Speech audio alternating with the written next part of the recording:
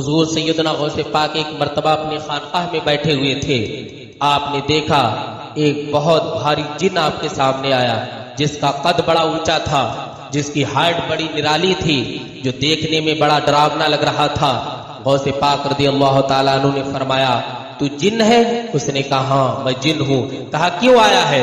کہا میں آپ کو قتل کرنے کے لیے آیا ہوں، اس لیے کہ آپ لوگوں کے ایمان و عقیدے کو بچا رہے ہیں، اور جب سے آپ پیدا ہوئے ہیں، جب سے میرا حربہ، میرا شیطانی جال لوگوں پر نہیں چل رہا، آج میں آپ کو قتل کر دوں گا.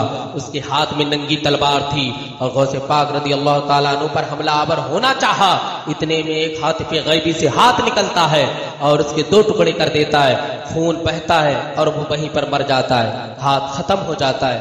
یعنی غوث پاک کے اوپر حملے جو کیے ہیں وہ جنوں نے بھی کیے ہیں، شیاطین نے بھی کیے ہیں.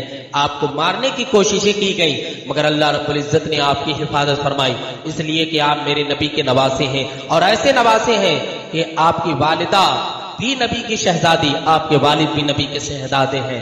اللہ اکبر. حضور سیدنا غوث اعظم کا مقام و مرتبہ یہ ہے کہ جنوں نے بھی آپ کے ہاتھ پر بیعت کی ہے اور داخل اسلام ہوئے ہیں، توبہ استغفار کی ہے اپنے گناہوں سے. چونکہ جن میں بھی قبیلے ہوتے ہیں جیسے انسانوں میں ہوتے ہیں، ان میں بھی اولادیں ہوتی ہیں جیسے انسانوں میں ہوتے ہیں، ان میں بھی چال چلن وہی ہوتا ہے جو انسانوں میں ہوتا ہے، بس تھوڑا سا فرق ہوتا ہے. وہ بھی اللہ کی مخلوق ہے، ان پر بھی عبادت کی گئی ہے. وما خلقت الجن والانس الا لیعبدون. ہم نے جنات اور انسانوں کو عبادت کے لیے پیدا کیا ہے.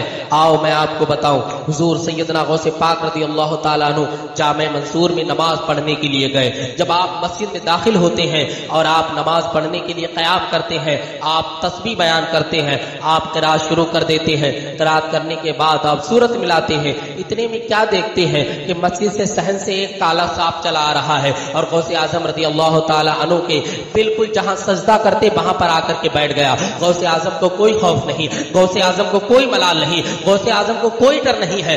آپ خضوع و خشوع کے ساتھ نماز پڑھتے جا رہے ہیں، نماز پڑھتے جا رہے ہیں، اور وہ سانپ جو ہے آپ کے سامنے منہ پھیلا کر کے بیٹھا ہوا. غوث اعظم رکوع کرتے ہیں، رکوع کرنے کے بعد سجدہ کرتے ہیں. جب سجدہ کی حالت میں جاتے تو سانپ کو الگ کر دیتے، سانپ الگ ہٹ جاتا. غوث اعظم نے 2 سجدے کیے، دوسری رکعت کے لیے کھڑے ہو گئے، پھر آپ نے سجدہ کیا، سانپ کو الگ کر دیا. جب آپ قعدہ آخرہ میں بیٹھے، اب کیا ہوتا ہے کہ سانپ رنگ کر کے کالا سانپ ہے کہ میں اور آپ دیکھ لیں تو نماز چھوڑ کر کے بھاگ جائے، مگر یہ غوث اعظم ہے. غوث اعظم رضی اللہ تعالیٰ عنہ نماز پڑھتے رہے. اب وہ آپ کے زانو مبارک سے ہو کر کے آپ کے سینے پاک پہ چڑھ کر آپ کے کاندھے پر سوار ہو کر کے سامنے اپنا منہ پھیلا کر کھڑا ہو گیا. جب غوث اعظم نے یہ اس کا منظر دیکھا، مگر آپ کے دل پر کوئی خوف نہیں ہے، اس لیے کہ اس دل میں اللہ کا ڈر ہے، اللہ کے سوا کسی کے مخلوق کا ڈر نہیں تھا. غوث اعظم نے اطمینان کے ساتھ نماز پڑھی.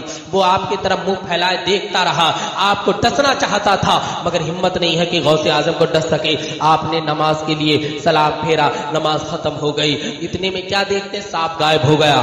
آپ سمجھ گئے یہ کوئی شریر جن تھا، آپ چلے جاتے. دوسرے دن اسی جامع منصور میں آپ نماز پڑھنے آتے.